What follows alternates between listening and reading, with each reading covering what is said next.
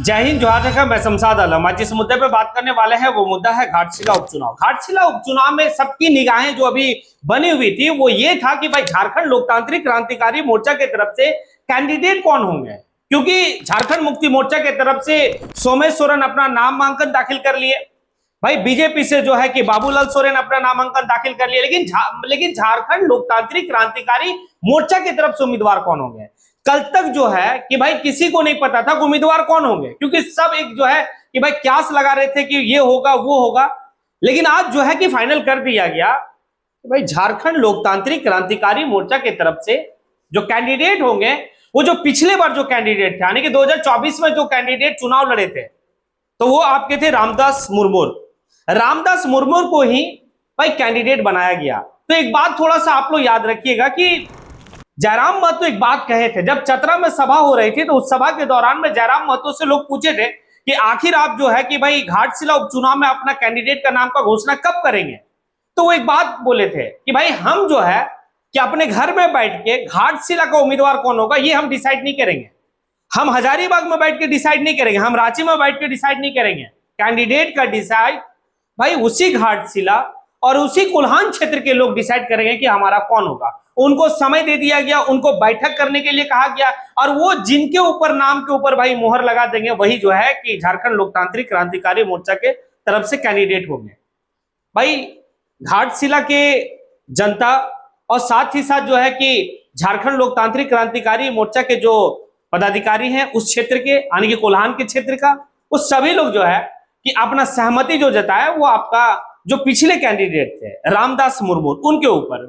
रामदास मुर्मू पिछले टाइम में जो है कि 8,000 प्लस वोट लाए थे, लेकिन अभी एक चैलेंजिंग है, पता क्या 8,000 वोट को 80,000 में झारखंड लोकतांत्रिक क्रांतिकारी मोर्चा तब्दील करेंगे।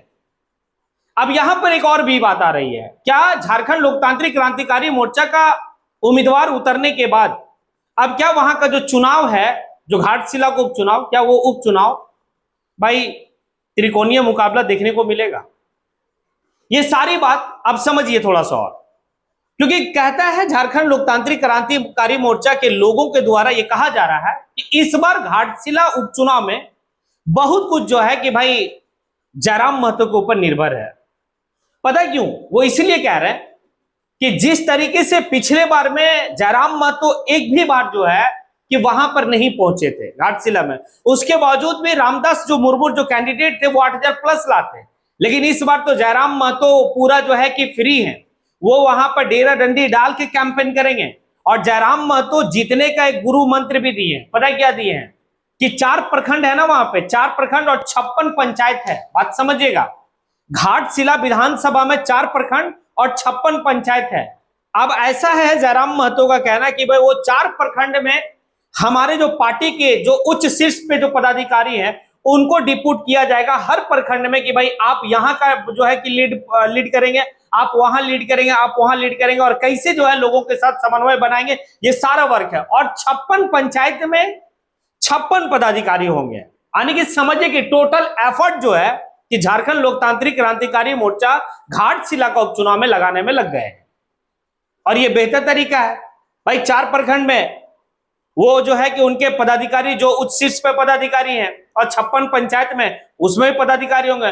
बाकी जो है कि कैडर है वो बूथ के ऊपर काम करेंगे। बहुत कुछ कहा जा, मतलब बहुत कुछ जो है कि भाई चेंजिंग हो सकता है। अब बात और समझिएगा कि एक चैलेंजिंग और है जयराम महतो के पास। जयराम महतो के पास भाई वक्ता है, बेहतर बोलता है, लोगों को अपनी बात से जो है रिझाने का काम करता है, और उनके पास जो है जनता के पास जाने के लिए काफी मुद्दा है। वो जीतने के बाद जिस तरीके से जो है कि सदन के पटल पे झारखंड का मुद्दा और उसी घाटशिला का एक मुद्दा जो है यूरेनियम खनन का मुद्दा, वो जो है कि सदन के पटल पे उठाए थे, तो उनके लिए मुद्दा तो रहेगा। घाटशिला का जो है कि अपना एक जो मुद्दा है वो भी मुद्दा रहेगा, और झारखंड का भी मुद्दा जो है कि रहेगा। ये दोनों आने की पार्टी से, चाहे वो एनडीए का मतलब टीम है या फिर इंडिया का टीम है, दोनों टीम से सवाल जो है जयराम महतो करेंगे।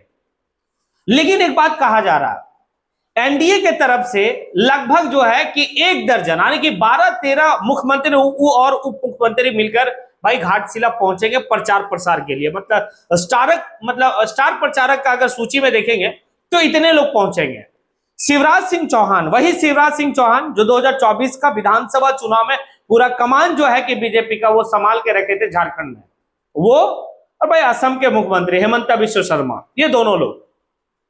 शिवराज सिंह चौहान जो है कि स्टार प्रचारक के रूप में रहेंगे, साथ ही साथ और भी मतलब मंत्री मुख्यमंत्री रहेंगे, मतलब एनडीए से इतने स्टार प्रचारक रहेंगे। अब दूसरे पोजीशन पे हम आते हैं इंडिया से। इंडिया से स्टार प्रचारक तो भाई सबसे बड़ा स्टार प्रचारक झारखंड में ही है, यानी कि झारखंड मुक्ति मोर्चा के आज केंद्रीय अध्यक्ष आप कह लीजिए, या फिर झारखंड के जो सीएम है हेमंत सोरेन स्टार प्रचारक रहेंगे जेएमएम के मतलब जेएमएम के उम्मीदवार के लिए। कल्पना मुर्मू सोरेन रहेगी। लेकिन इधर से कौन रहेगा? तो इधर से जयराम महतो। अब इनके पास हेलीकॉप्टर है, मतलब और भी दलों के पास, जयराम महतो के पास हेलीकॉप्टर नहीं है। जयराम महतो के पास 1947 है। अब समझ गए हो, 1947 स्कॉर्पियो। एक तरफ से जो है कि भाई लोग हेलीकॉप्टर से लैंड करेंगे, जयराम महतो स्कॉर्पियो से चलेगा, ये टक्कर रहेगा। एक बात तो है, संसाधन की कमी होगी जयराम महतो के पास, इसीलिए जयराम महतो अभी से जो है रणनीति बनाना स्टार्ट कर दिए कि भाई हमारा 56 पंचायत है, तो 56 पंचायत में हमारे कौन कौन लोग जो है कि जब तक चुनाव है तब तक वो लोग वहीं पे डेरा डाल के रहेंगे। प्रखंड में हमारे लोग जो है कि एक्टिव मोड में काम करेंगे, और वहां पर कौन सी भाषा में किनको समझाना है, उनकी क्या लैंग्वेज होगी, वो सारा जो है कि भाई वैसे वैसे लोग जाके उनको समझाने का काम करेंगे। क्योंकि जयराम महतो से पूछा गया था, क्या जिस तरीके से कुर्मी और एसटी का जो विवाद चल रहा, ये कुर्मी एसटी का विवाद में आपको घाटशिला में नुकसान तो झेलना पड़ेगा ना? तो वो नकारे नहीं थे, वो इस बात को कहते हैं हाँ झेलना पड़ सकता है, लेकिन मैं अपनी बातों से, मैं अपना डेडिकेशन से, मैं अपना समर्पित भाव से जब लोगों के पास मैं जाऊंगा, अपनी बात को रखूंगा, हमें लगता है वो जो हमारा खाई है, उस खाई को हम भरने का काम कर लेंगे। और ये बात भी सही है। अब एक बात है कि जब से घाटशिला में चुनाव हो रहा तब से मात्र वन टाइम, एक बार जो है कि बीजेपी जो है कि वहां चुनाव जीती है। बाकी झारखंड मुक्ति मोर्चा, कांग्रेस, क्या इस बार इतिहास बदलेगा? इतिहास जयराम महतो बदल पाएंगे?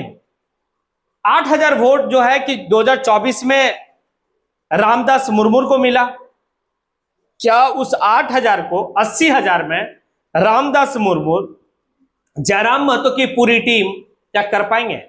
देखिए एक बात तो है, जयराम महतो के पास युवाओं की जो टोली है वो काफी दमदार टोली है। अब देख ले, झारखंड का वर्तमान का सबसे बड़ा आंदोलनकारी देवेंद्र नाथ महतो, वो भी घाटशिला में भाई जम के कैंपेन करेंगे। आप और भी देख लीजिए, जैसे पूजा महतो जो कोयलांचल से है, काफी बेहतर आने की बोलती है, भाई उनका अच्छी सोच विचार है झारखंड के लिए, वो भी वहां पर कैंपेन करेगी। सानिया परवीन दहाड़ती है शेरनी का तरह, वो भी वहां पे कैंपेन करेगी। भाई तमाम जितने भी इस तरह का है, चाहे बेबी महतो खुद कोल्हान की रहने वाली है, वो भी वहां पे कैंपेन करेगी। भाई मोतीलाल महतो है, वो भी वहां पे कैंपेन करेगी। इखलाक अंसारी है, वो भी वहां पर जो है कि भाई कैंपेन करेंगे। ये तमाम जो आप चेहरे देख पा रहे हैं कि झारखंड लोकतांत्रिक क्रांतिकारी मोर्चा में, भाई ये चेहरा जो है कि बड़ा चेहरा है। मनोज यादव, वो भी एक बड़ा चेहरा है। ये सभी लोग जो है कि भाई अपना थैला उला सब उठा ले देके पहुंच जाएंगे, और एक एक आदमी से जो है कि वो मिलने का कोशिश करेंगे, और मिलकर अपने पार्टी का विजन को वो बताएंगे। जयराम महतो के कामों को गिनाएंगे। जयराम महतो जिस तरीके से सड़क से लेकर सदन तक झारखंडियत की बात की, झारखंड की बात को रखे, वो भी सभी लोगों को वो बताएंगे। ये तो है। अगर बीजेपी और झारखंड मुक्ति मोर्चा का अगर कहा जाए तो भाई बहुत कुछ है जो उनकी क्रिटिसाइज की जा सकती है।